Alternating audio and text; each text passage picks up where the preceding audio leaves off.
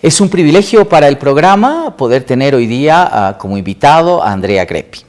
Él es profesor de la Universidad Carlos III de Madrid, España, experto en el tema de teoría constitucional, la representación política, teoría democrática. Ha estado en los últimos días dando algunas conferencias en la Facultad de Derecho y Ciencia Política, de la cual, por supuesto, hemos sido partícipes y hemos visto muchísimo de lo que él sabe, de lo que él conoce y su experiencia, por supuesto, en la docencia universitaria. Andrea, muchas gracias por haber aceptado venir a Haciendo Ciencia Política y todavía en lo que te resta de tu estadía en Bolivia, bienvenido. Muchísimas gracias por la invitación y Marcelo por tu acogida y nada. Encantado de estar aquí compartiendo unos minutos y unas reflexiones sobre lo que quieras. Cuando hablas en América Latina de representación política, pareciera que te toca bailar con la más fea, definitivamente, ¿no? Porque el concepto de representación política, pero el modelo de democracia representativa parece estar agotado, parece estar en una profunda crisis. ¿Cómo ves desde España, en una lógica comparada? Yo sé que Carlos III tiene el método comparado por excelencia para observar a veces América Latina, la situación de la representación política por este lado del charco, como dicen ustedes.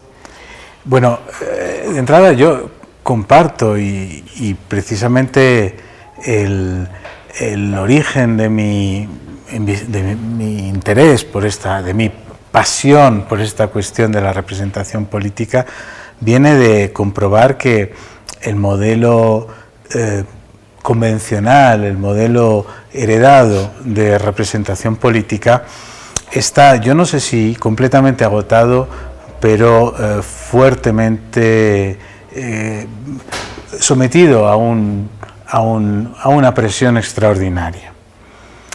Al mismo tiempo, compruebo que he aprendido de mis mayores, de la gente con quien yo he estudiado. Me he formado básicamente con Norberto Bobbio. He aprendido que la democracia moderna, la democracia que hemos conocido, la única que hemos conocido en estos últimos dos siglos largos, es democracia representativa. He aprendido que no hay democracia sin representación. Naturalmente, esto no quiere decir que sepamos o que sea tan obvio en qué consiste la representación, o esto precisamente nos pone a las puertas del problema de entender qué representación y cómo producimos la representación, en qué consiste la representación. Y es ahí donde veo que la representatividad de nuestras democracias está sometida a una extraordinaria tensión y presión, como he dicho antes. Siento que tú planteas a la democracia representativa o a la representación como un piso, pero no como un cuarto lleno. Es decir, veamos, todas las democracias en algún momento necesitan de la figura de la representación política, pero no pueden quedarse únicamente con la representación política. En Bolivia hemos tratado de superar, y ahí va la pregunta, ya que has estado imbuyéndote del caso boliviano, el tema de la unicidad de la democracia representativa con la democracia intercultural. La democracia intercultural constitucionalmente está diseñada como un modelo de a la vez el funcionamiento de tres modelos democráticos. La democracia representativa, que sigue vigente, pero hay la democracia directa y participativa, y algo que es abundantemente riquísimo para estudiar, que es la democracia comunitaria, donde el papel representativo, el papel de la elección no generalmente está. ¿Qué te parece ese camino que hemos adoptado en Bolivia?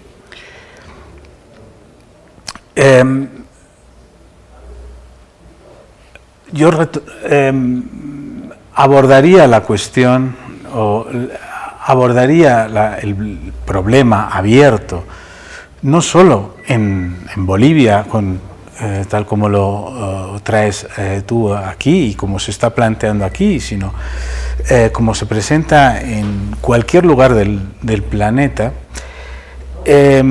Abordaría la cuestión remontándome o planteando el núcleo fundamental de todo modelo democrático, cualquiera que sean sus variantes. Y en ese núcleo fundamental está la idea de soberanía y de soberanía popular.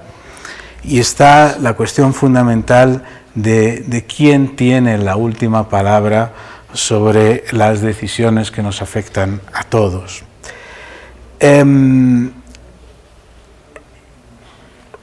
Podríamos remontarnos a Sieyès, hablar de Sieyès, hablar de cómo nace la idea de representación en la Revolución Francesa, y puesto que este es un espacio dedicado a los estudiantes o dedicado es un ámbito académico, digamos, ahí invito a tomar ese camino de análisis. Pero en todo caso, la idea fundamental es que si hablamos de democracia es porque entre todos tomamos decisiones que nos afectan a todos. Desde ese punto de vista, evidentemente la forma en la que se llegan a producir esas decisiones puede tomar muy distintos caminos, puede haber muy distintos procedimientos a través de los cuales llegan a formarse las decisiones que nos afectan a todos. Y es ahí donde me parece perfectamente no solo lícito, sino extraordinariamente atractivo y fascinante investigar, experimentar, construir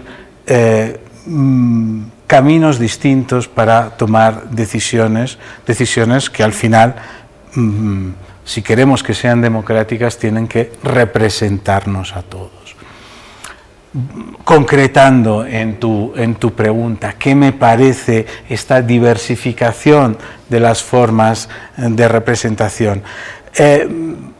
Me parece positiva y me parece aceptable, lícita y aceptable, en la medida en que pienso que los procesos representativos no se identifican exclusivamente con los procesos electorales y que puede haber distintas formas de representación, a condición de que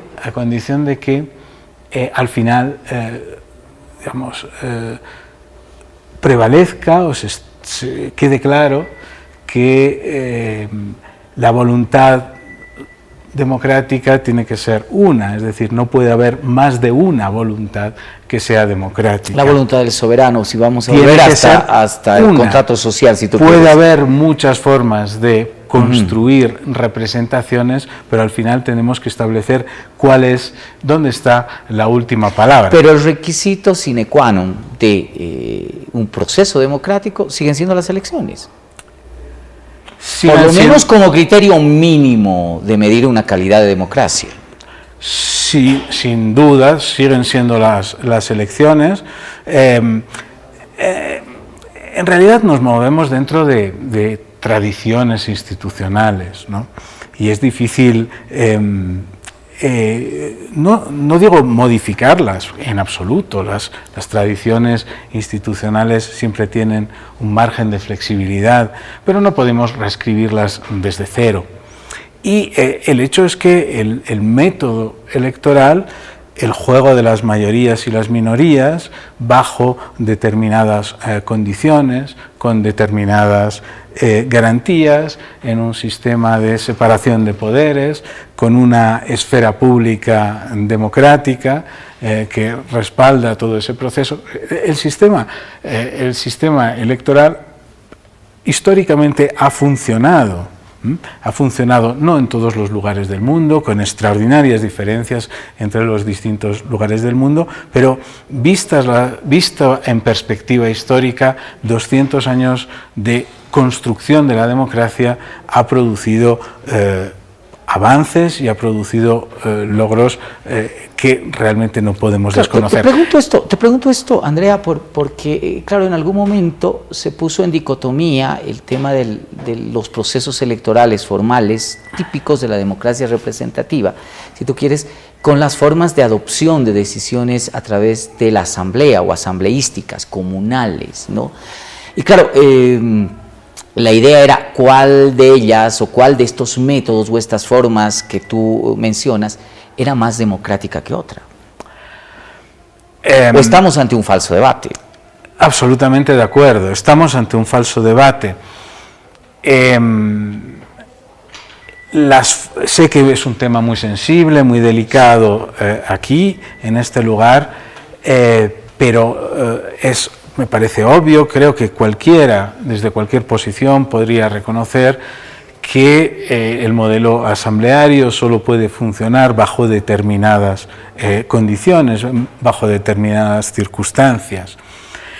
Lo mismo que el método de la elección por mayorías, que solo bajo determinadas circunstancias logra la función que nosotros le atribuimos, que es la de resolver conflictos sociales, establecer en el largo plazo un sistema de alternancia que equilibra los intereses sociales. Pero además hay otros sistemas que se están discutiendo en la bibliografía en este momento, es decir, se pueden tomar las decisiones también basándonos en reglas de sorteo, o hay muchas maneras para descentralizar y para hacer más complejos los sistemas de tomas de decisiones, donde evidentemente caben las formas asamblearias bajo determinadas condiciones, pueden ser efectivamente sistemas eficientes y lícitos, no solo lícitos, sino legítimos y provechosos para tomar decisiones. Hay algo así como un problema de escalamiento de los métodos de toma de decisiones que es central en el análisis o en la reflexión de la democracia hoy en día, y que no solo es relevante, digamos, desde el nivel nacional a los niveles locales o a los niveles comunitarios, sino que sobre todo se está reproduciendo a nivel supranacional, transnacional y global, donde hay una cuestión abierta de dimensiones extraordinarias Andrea, sobre cómo trasladar la democracia. Déjame tocar el tema bajo esta misma línea de bailar con la más fea que hablamos al principio. Hablar de alguien que se pintan feos, los grandes dotadores de representación política clásica, tradicional, partidos políticos. Los partidos políticos, por supuesto, también están en una crisis, por lo menos en América Latina, y creo que es una crisis extendida además en todo el mundo. Siguen siendo los partidos políticos, nos tenemos que seguir abocando a la teoría clásica de que son las instancias, los instrumentos, las instituciones más importantes de dotación de representación política. Hemos empezado diciendo que el modelo heredado de la representación política quizá no esté agotado, pero sí está en una fase de profunda transición y de profundo cuestionamiento. Y efectivamente el modelo de la representación de la democracia liberal, de la democracia representativa, el modelo democrático en sus distintas variantes, tenía como pieza fundamental la función aglutinadora de intereses de los partidos políticos. Y los partidos políticos han perdido esa capacidad. Los partidos políticos ya no son como nos los han contado, ya no son lo que eran, los partidos políticos están lejos de ser lo que nosotros cuando vamos a clase le contábamos a los alumnos que son. Oye, Andrea, paréntesis, yo tengo dificultad en identificar partidos políticos bajo el esquema tradicional.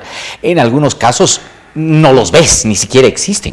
Hay una famosa imagen de Colin Crouch, de su libro Postdemocracia, donde dice que esta imagen piramidal de los partidos que van de la base al vértice ha quedado completamente desbancada y ahora tenemos partidos que tienen una forma elíptica, donde, que en realidad se han convertido en aglutinadores de voluntades en torno a un líder personalista. Y esto realmente hace saltar por los aires la estructura tradicional de los partidos. Ya sé que esto en Latinoamérica, ya sé que esto en Bolivia tiene mucha miga detrás, pero también en Europa. Simplemente la idea de que los partidos eran organizaciones clasistas se ha quedado completamente desfigurada. Ahora lo que queda de los partidos son organizaciones más o menos transversales y que tienen un elemento de volatilidad extraordinariamente alto que no existía en la historia organizaciones anterior. Espurias que solamente funcionan para elecciones, en la mayoría de los casos. Y que ponen realmente contra las cuerdas tanto la estructura del modelo parlamentario, que no es imaginable sin los actores principales del Parlamento, que eran los partidos, como el modelo presidencial, porque el modelo presidencial sin partidos políticos es un modelo que pierde la posibilidad de generar controles, checks and balances eficaces. ¿Seguimos insistiendo con la reforma a los partidos políticos o empezamos a superarlos? ¿Y superarlos con qué? Sería la pregunta. Yo sencillamente no veo una alternativa a la búsqueda de análogos, de organizaciones análogas a los partidos políticos.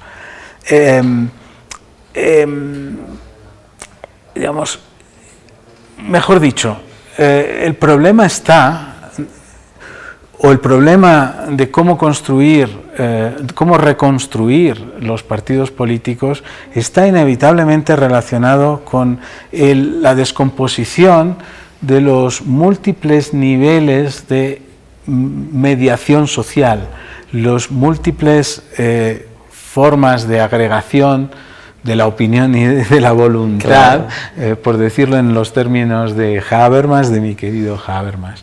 Y el problema no podemos focalizarlo exclusivamente en los partidos, porque lo que se ha disuelto, lo que se ha disgregado es el entorno social en el que vivían los partidos, que era un entorno que hacía posible la aparición de esas organizaciones especializadas en la selección de líderes y en la articulación de intereses. Bueno, tenemos un problema que no consiste solo en los partidos políticos, sino en las distintas formas de mediación y de agregación social. Me doy cuenta que no he contestado a tu pregunta. ¿Qué alternativa a los partidos políticos? Realmente no lo sé. Y parece no haber todavía una respuesta clara a ver si superamos a los partidos políticos con otras formas de representación política. Yo te había dicho antes de la entrevista que el tiempo iba a ser insuficiente. Yo sé que has trabajado mucho el tema de separación de poderes, de la opinión pública, de la democracia representativa como elementos centrales que garantizan además un buen gobierno. Pero veo un peligro, y no voy a dejar de tocarlo contigo muy rápidamente, que acecha la democracia representativa. Y no creo que sea solo un fenómeno en América Latina, sino me parece que ya en el mundo. El problema de los sistemas electorales.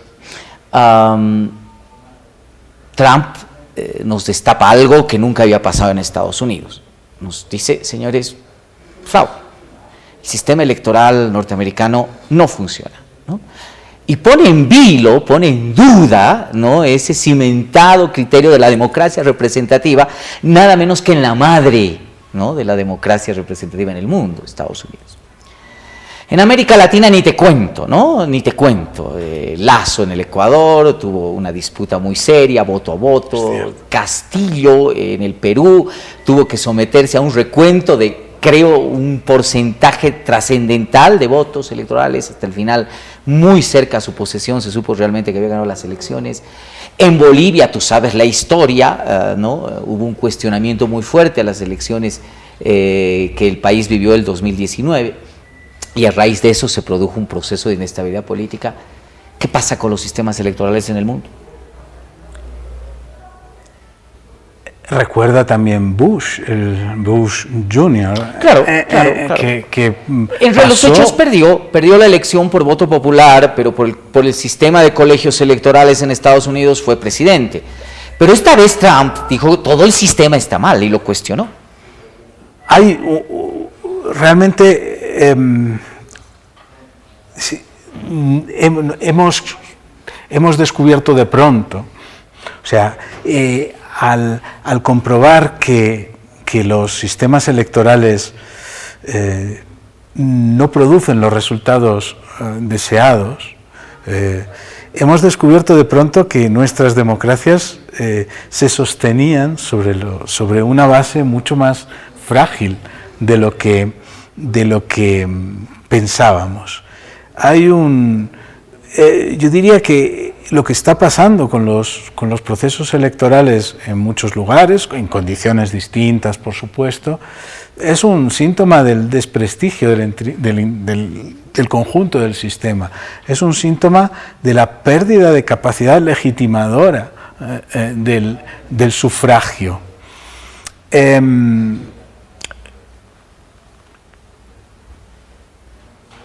No sé cómo restituir la solemnidad también ritual que tiene la celebración de las elecciones. Es una cuestión que tiene que ver con la confianza en las instituciones, con la confianza en los procedimientos, con la certeza de que, bueno, quien pierde la elección una vez puede ganar la próxima, y esta, digamos, dinámica democrática que se prolonga a través del tiempo es la base sobre la que se asienta nuestra aceptación de los resultados electorales. Por volver a tu pregunta, es un síntoma de que hay mucha más de fondo por debajo. No es solo un problema de cómo hacer los recuentos o de que si los observadores estuvieron atentos o no. Estuvieron atentos o se quedaron dormidos. Es un problema que va mucho más allá y que pone sobre la mesa, en el fondo, la cuestión que estoy tratando estos días en las clases, la cuestión de si realmente somos conscientes de hasta qué punto es profundo y son profundas las causas del retroceso democrático que se experimenta en el mundo entero, en formas distintas, con modalidades distintas, con niveles de violencia o de injusticia más o menos acentuados.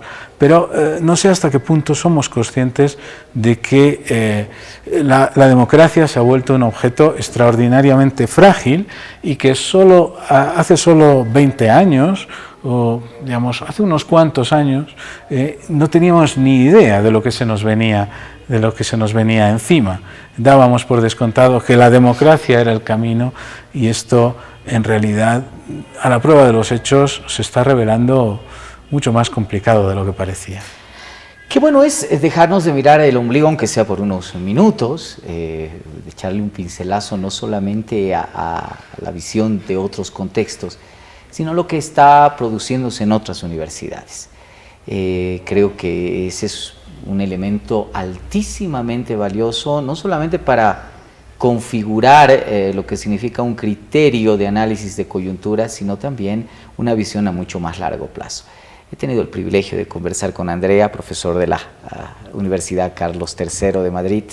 Andrea, muchísimas gracias por haber venido haciendo política. Muchísimas gracias, Marcelo. Muy divertido, muy entretenido. Espero que también para quienes nos han escuchado hayan sacado